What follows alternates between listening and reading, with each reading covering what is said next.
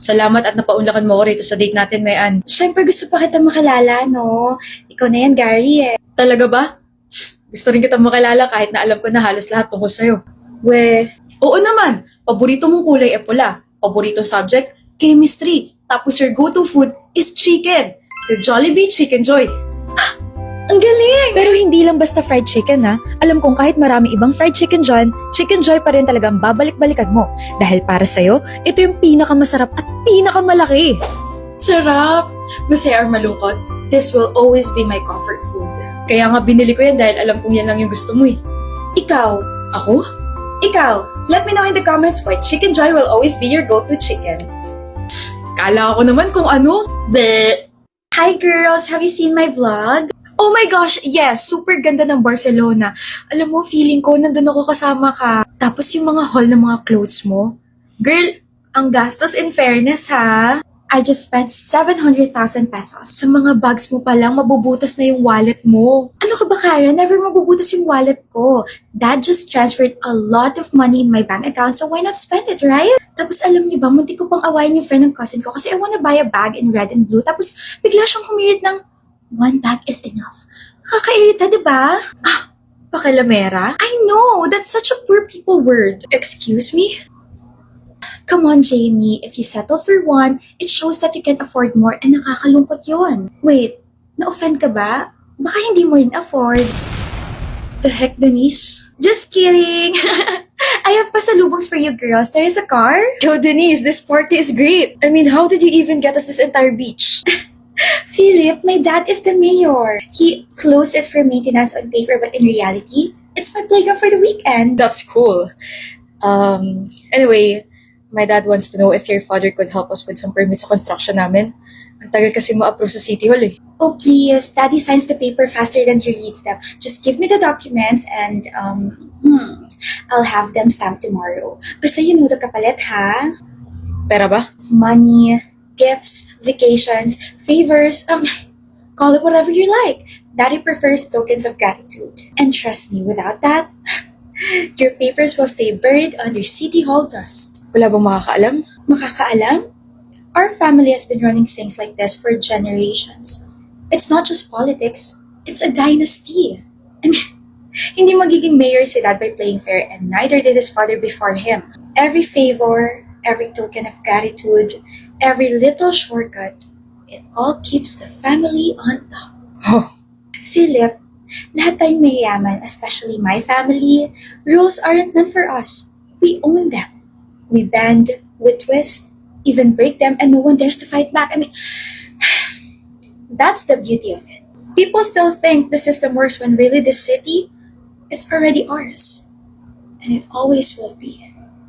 Kapag gustuhin ko tumakbo ako mayor, for sure mananalo ako, but just wanna enjoy my dad's money. I wanna enjoy the people's money. If you know what I mean. your family is Corrupt, and cool. but powerful. My siblings and my whole family are very privileged. Permits approved before anyone sees them. Private islands for vacations. Designer wardrobes. So Philip, kung gusto mo mapabilis sa mga bagay-bagay, tandaan, power isn't given. It's inherited. And enjoy it.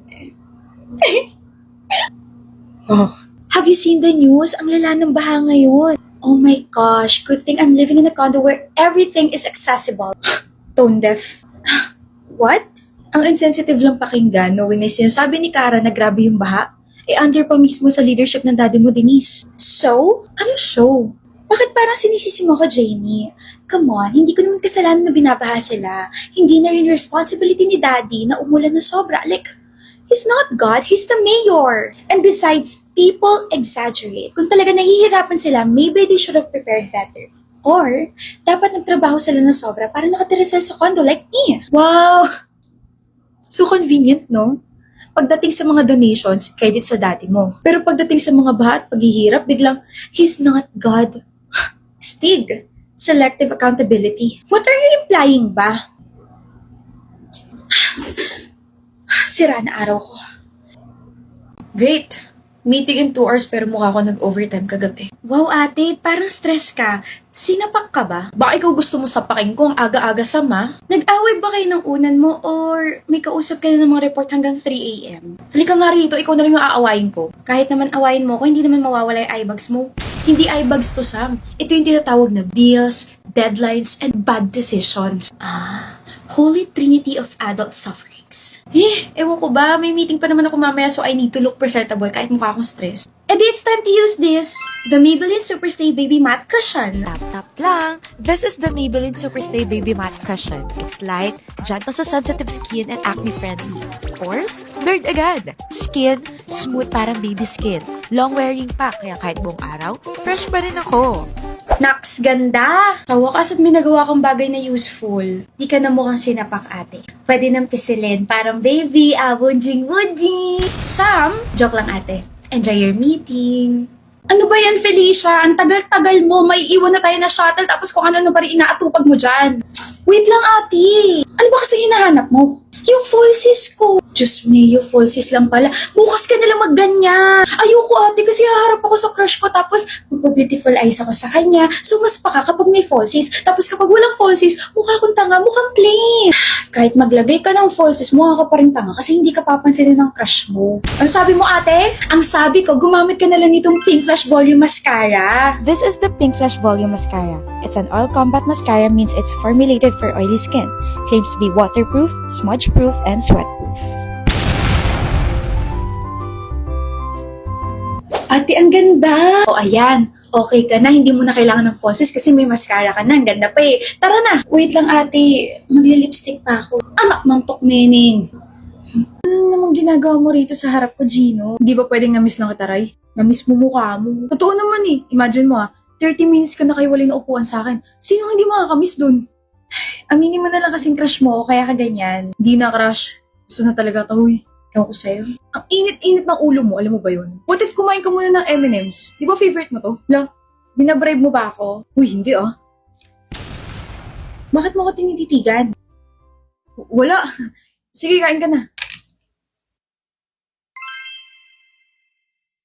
Bangin ka ba? Kasi nahuhulog na ako sa'yo naman kasi. Huh? Brown kasi yung nakuha mo, kaya kinantahan kita. Okay. Sarap. For you, Rai. Lo, ano to? Hirona? Green kasi yung nakuha mo, kaya may gift ka sa akin.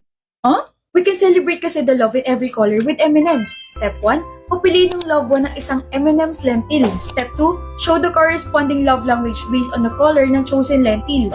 Then step 3, gawin ng corresponding love language and join the love in every color challenge. Basta don't forget to use the hashtag love for all with M&M's. Ito, quality time. Kainin mo. Oh.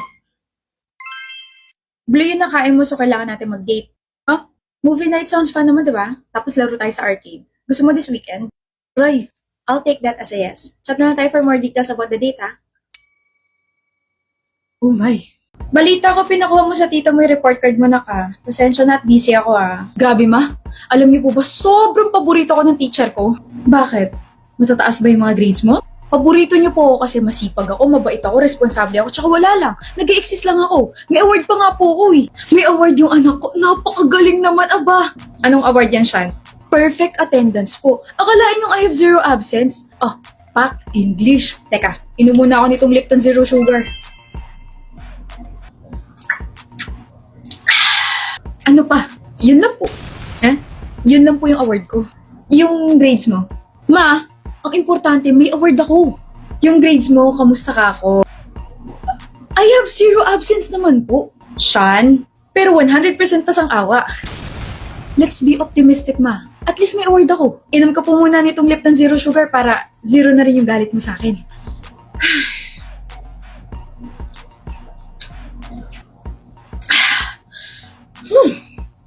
Sarap. OMG, Neil, I'm sorry, medyo na-traffic lang. Sus, wala yun, Pati. Basta ba ikaw? Kaya ko maging patient all the time. Ikaw naman, masyado mo akong pinapakilig. Ikaw nga, wala ka pang ginagawa. Kinikilig na agad ako eh. Ikaw ha, you like me very much. Hindi lang very much. Very much most yes na yes, pak na pak. You're so funny talaga. Tara na. Let's order food. Waiter. Yes, sir. Mag-order na kami. Ano sa'yo, Patty? I'll have a buttermilk bread, salted chicken. Sorry, sweet and spicy chicken. Wait, parang masarap yung plain, no? Nakakatakam. Beans on toast. Wait, parang mas gusto ko yata yung wheat bread lang, tapos butter, and then waffle na may... Masakit na yung ulo ko sa gutom. Matagal pa ba? And I'll have soft drinks and wine, please. That's all. Wow. Kayo po, sir. Gamot. Kung ano yung order niya, yun na lang yung sa akin. Painira po ng moment, no? Ha? Yung sakit ng ulo mo, sir? Isari dun mo na yan. Hindi lang pang headache, pain lahatan pa.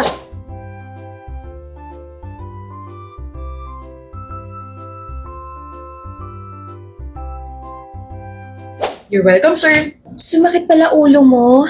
Dahil ba sa akin? I'm indecisive kasi kaya napatagal yung pag-order ko. Ayos lang. Nawala na yung sakit. Ang importante, mabusog ka. Tama nga yung waiter. No more painira na moment. Sasari dun. Here's your order po. Oh, bakit salad lang to? Appetizer to? Nice. Hindi po. Ha? Sa dami niya sinabi, yan lang po yung order ni ma'am.